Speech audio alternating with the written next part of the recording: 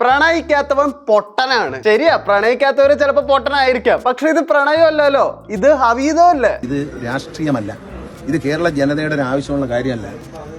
ഒരാൾ പ്രണയിക്കുന്നതും പ്രണയിക്കാതിരിക്കുന്നതും അവരുടെ വ്യക്തിപരമായിട്ടുള്ള കാര്യം തന്നെയാണ്, അത് വേറെ വിഷയം. പക്ഷെ ഇവിടുത്തെ പ്രണയത്തിന് ഒരു ചെറിയ പ്രശ്നമുണ്ട്. പിന്നെ ഗണേഷ് കുമാറിന് പ്രണയമുണ്ടോ എന്ന് ചോദിച്ചാൽ മാധവിക്കുട്ടിക്ക് പ്രണയം ഉണ്ടായിരുന്നോ എന്ന് ചോദിക്കുന്നു. മനസ്സിലായോ? നിങ്ങളിൽ പ്രണയിക്കാത്തവരാരാണ്? മാധവിക്കുട്ടിയും ജവഹർലാൽ നെഹ്റു ഒക്കെ പ്രണയിച്ചവർ തന്നെയാണ്. അവരൊക്കെ അവസാനം വരെ പ്രണയിക്കുകയും ചെയ്തു. പക്ഷെ അവരുടെ പ്രണയമല്ല ഗണേഷ് ഏട്ടന്റെ പ്രണയം. മാധവിക്കുട്ടിയും ജവഹർലാൽ നെഹ്റു ഒന്നും പൊതുവായിട്ട് എന്റെ ഭാര്യയ്ക്ക് വട്ടാണ് എന്ന് വിളിച്ചു പറഞ്ഞിട്ടില്ല. അന്ന് എന്റെ ഭാര്യയായിരുന്ന സ്ത്രീ എന്നെ പറ്റി 25 പേജുള്ള ഒരു പുസ്തകം അടിച്ച് തിരുവനന്തപുരം കുടുംബ കോടതി കൊടുത്തിട്ട് അത് ഈ വീടുകളിലെല്ലാം വിതരണം ചെയ്താണ്. കാരണം ഗണേഷ് ഏട്ടൻ സ്ത്രീ സുരക്ഷയ്ക്ക് വേണ്ടി ഞങ്ങളെ വോട്ട് ചെയ്യുന്നു പറഞ്ഞിട്ട് കവലപ്രസംഗം നടക്കുമ്പോഴാണ് ഈ കേസ് ശരിക്കും പറഞ്ഞ ഭാര്യ കൊടുക്കുന്നത്. ഭാര്യ കേസ് കൊടുത്തിട്ട് കേസ് എടുത്തില്ല, അതാണ് ശരിക്കും പറഞ്ഞ സത്യമായിട്ടുള്ള കാര്യം. ഗണേഷ് ഏട്ടൻ ഒരു മന്ത്രിയാണ്, നല്ലൊരു സിനിമാ നടനാണ്, അതിലുപരി നല്ലൊരു ബിസിനസ്സുകാരനാണ്. പോരാത്തതിന് വെറും 2 വർഷം കൊണ്ടാണ് KSRTC ലാഭത്തിൽ കൊണ്ടുവന്നത്. അതിൽ നല്ല ബുദ്ധിപരമായിട്ടുള്ള കാര്യം, നഷ്ടത്തിൽ ഓടുന്ന എല്ലാ റൂട്ടുകളും വെട്ടിക്കളയുകയാണ് ചെയ്ത്.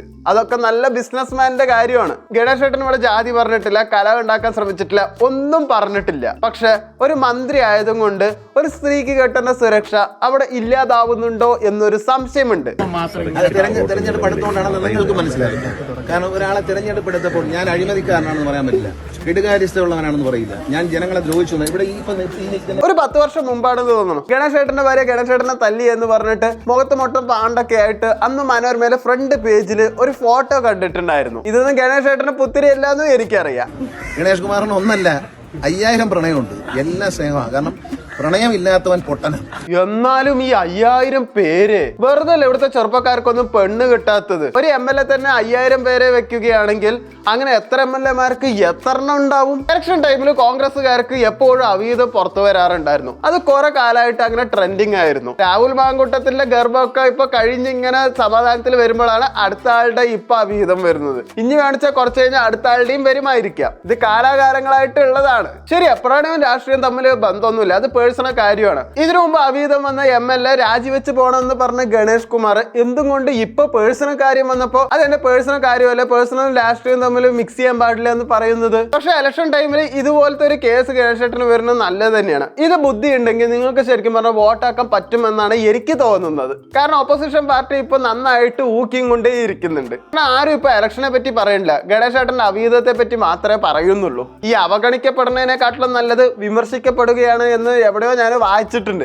അതാണ് ഇപ്പൊ ഇവിടെ സംഭവിക്കുന്നത്. അത് ശരിക്കും പറഞ്ഞാൽ ഫൈനലി ഗണേഷ് ഏട്ടന് ഗുണം മാത്രമേ ചെയ്യുകയുള്ളൂ. എല്ലാവരും കളിയാക്കുകയാണെങ്കിലും ഗണേഷ് കുമാർ ഓപ്പൺ മൈൻഡഡ് ആണ്, ബോൾഡ് ആണ് എന്നൊക്കെ എല്ലാവർക്കും തോന്നി തുടങ്ങിയിട്ടുണ്ട്. അവീതം ഉണ്ടായിട്ടും രാഹുൽ മാങ്കൂട്ടത്തിൽ ശരിക്കും പറഞ്ഞാൽ ഒരക്ഷരം മിണ്ടിയിട്ടില്ല. മീഡിയക്കാരുടെ അടുത്തും ഒരക്ഷരം മിണ്ടാൻ പോയിട്ടില്ല. കാരണം മീഡിയക്കാരുടെ അടുത്ത് എന്തെങ്കിലും പറഞ്ഞാൽ അവർ പഴയ സാധനങ്ങളൊക്കെ എടുത്ത് ലീക്ക് ചെയ്യുന്നുള്ളത് രാഹുൽ മാങ്കൂട്ടത്തിന് നന്നായിട്ടറിയാം. പക്ഷെ ഗണേഷ് കുമാറിന്റെ ഒരു സാധനവും മീഡിയക്കാരുടെ അടുത്ത് ഇല്ല എന്ന് തന്നെയാണ് തോന്നുന്നത്. അതും കൊണ്ടാണ് ഈ ബോൾഡ്നെസ് എന്തായാലും ഗണേഷ് കുമാറിന്റെ ഭാഗത്ത് നിന്നിട്ട് ഉണ്ടാവുന്നത്. പിന്നെ ഒരു സ്ത്രീ എന്ത് പറഞ്ഞാലും ആ സ്ത്രീന്റെ പക്ഷത്താണല്ലോ എല്ലാവരും നിൽക്കുക. എത്ര പാഠം പഠിച്ചാലും ആളുകൾക്ക് ഗണേഷ് കുമാറിന് അവീതം ഉണ്ട് എന്നുള്ള വിശ്വസിക്കാൻ തന്നെയാണ് താല്പര്യം. ഈ ഇലക്ഷൻ ടൈമിൽ ഒരു പ്രത്യേകതയുണ്ട്. ഒരു രാഷ്ട്രീയക്കാരൻ എന്ത് ജനങ്ങൾക്ക് ചെയ്താലും ആ ടൈമിൽ ഏറ്റവും കൂടുതൽ പേര് ആരുടെ കേൾക്കുന്നോ അവരെ വോട്ട് ചെയ്യാൻ സാധ്യത വളരെ കൂടുതലാണ്.